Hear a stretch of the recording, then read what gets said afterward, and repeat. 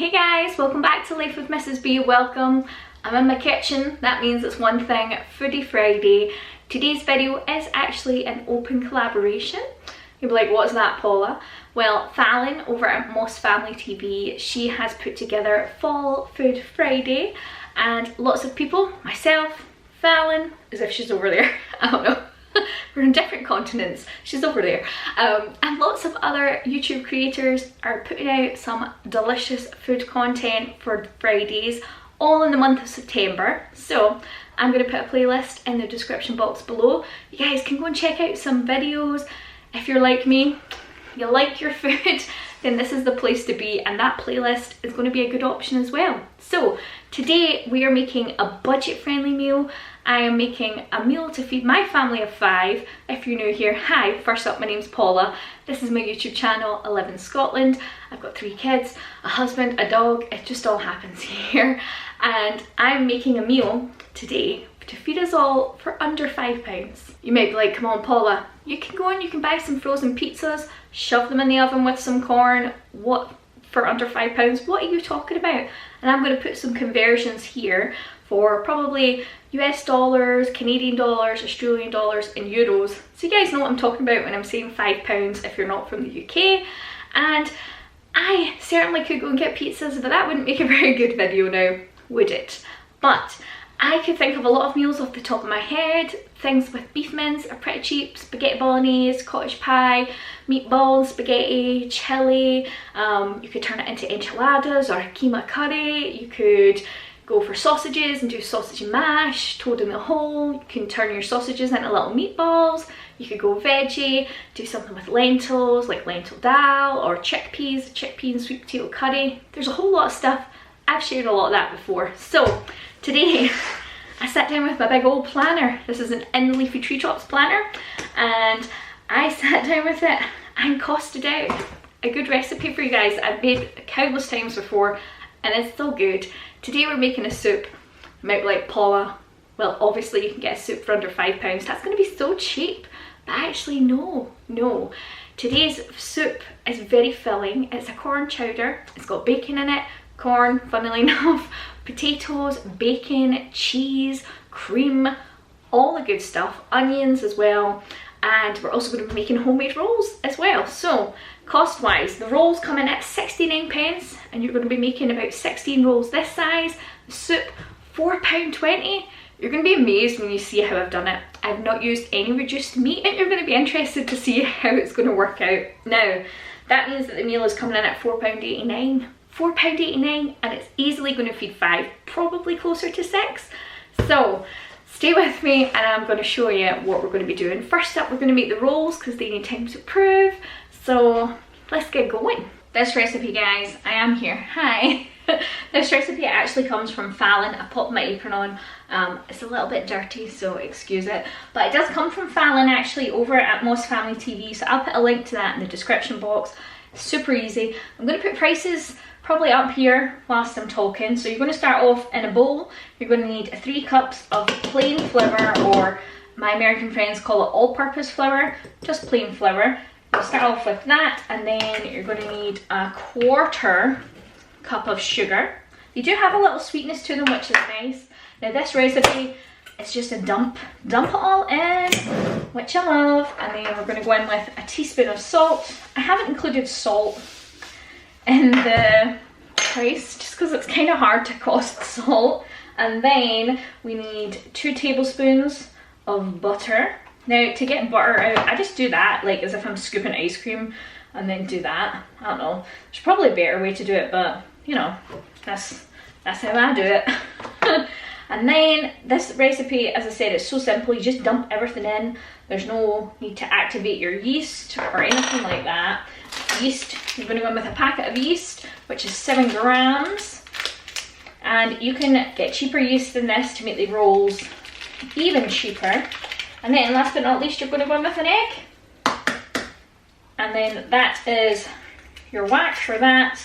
And then, well, technically this is last but not least, you're going to go in with a cup of pretty hot water. You don't want it too hot because it'll kill your yeast, but if it's not warm enough, your yeast is not going to work. So just pour it all in and that's it. Then you're going to mix it. I'm going to use my KitchenAid for about 5 minutes and then that's us. If you don't have a KitchenAid, you could just mix by hand, but you'll get sore arms, but it'll still work. This has been in for a few minutes now, guys, and it's looking a bit sticky, so I'm going to go in with a 1/4 cup of flour and just let it mix for a bit more. So it has been 5 minutes now, guys, and my dough is done. And what I like to do, I like to take my bowl and take the dough out of the bowl. So I just use the same bowl, like don't be messing up another bowl. This dough is quite sticky, but it's gonna be good. It's gonna be good, we'll get there. And all I like to do is just put a little bit in the bottom of this bowl, and this is the bowl we're gonna let it rise in. Then dump it in and turn your dough over. So you're not smushing, that was loud there, sorry. You're not smushing your dough into the oil, you're just coating your dough in the oil. Then you're going to put some cling film over the top. You could just use a tea towel, but I like the cling film. Make sure it stays fresh and no bugs get in it or anything. And then I like to put the tea towel over the top of that. This is a clean tea towel.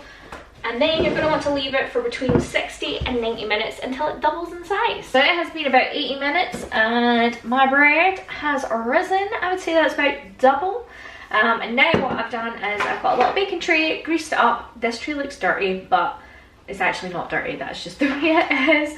And I'm going to punch it down. I'm going to knock the dough back just a little bit, like not a super amount. So I actually like to measure my dough. So this is coming in at 755 grams for all of this, which I think off the top of my head is a little less than 50 grams per roll. So if we're going for 16, so we will go for 16.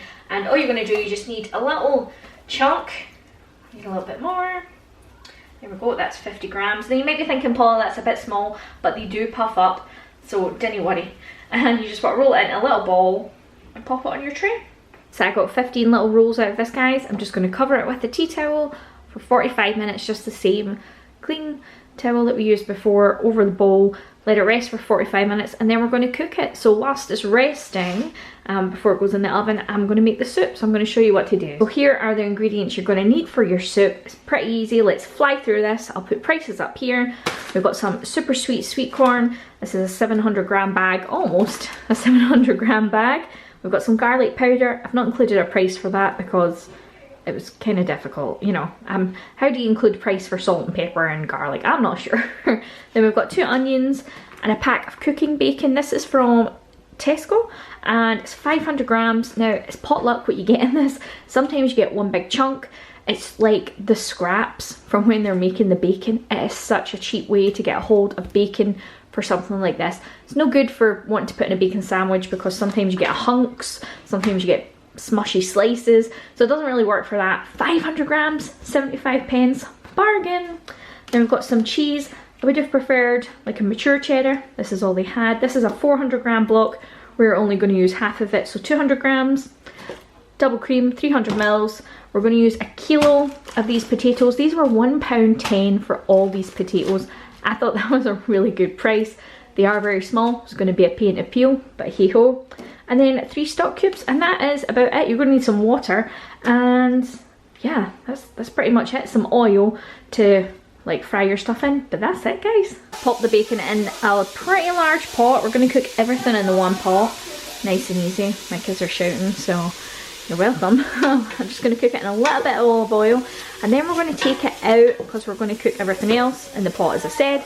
So whilst this is cooking, I'm going to peel like a kilo of these potatoes and chop them up, and also chop up these onions. Now I'm going to blend this whole soup, including the corn, because one of my kids doesn't like corn, and to be honest I don't really like chunks of potatoes in my soup anyway, so I'm going to blend it all. So don't worry about how big you're cutting stuff. Bacon is done. There wasn't a whole lot of fat on this bacon, it was just, I used just mostly the meat, if that makes sense, so it's not super crispy. I'm cool with that. And then in this pot we're going to do the onions. So I just put a little bit of butter in here. You guys can hear it sizzling away. And I'm going to just let them cook whilst I deal with the potatoes. So I've added the potatoes into the pot. I've not cooked them for I've only cooked them for like a minute. Now I'm going to add in some garlic powder. Now you could use fresh garlic if you want, of course, but you know, I was feeling lazy, so you know.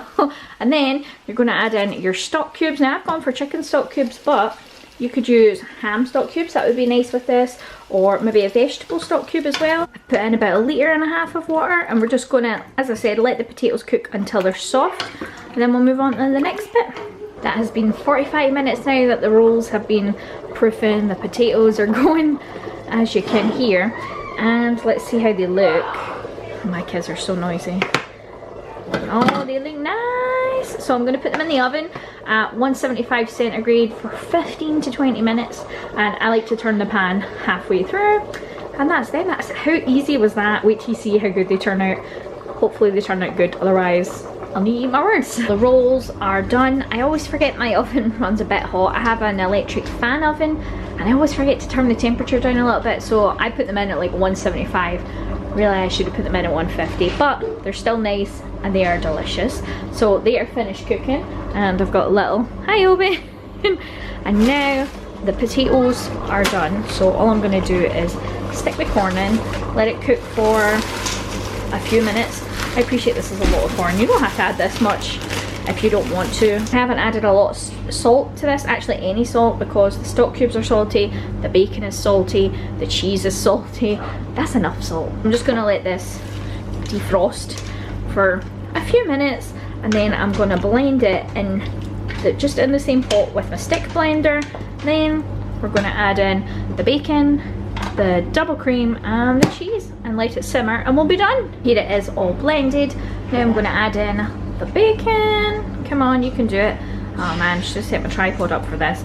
I added in a little bit more garlic powder, if you guys can see. Then we're going to add in the double cream, and then we're going to add in most of the cheese. Argyll grated this up for me. We're going to add in most of it. We're going to leave a little bit for the top to like put on each individual bowl. And I'm just going to let this come back up to temperature.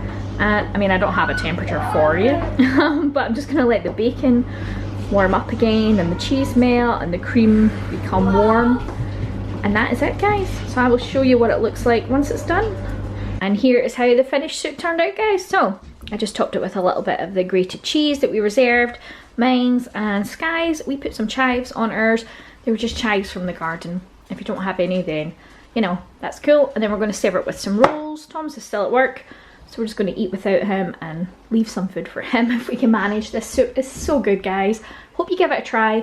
If you do and you make it and you share it on Instagram or whatever, tag me. I love seeing your stuff.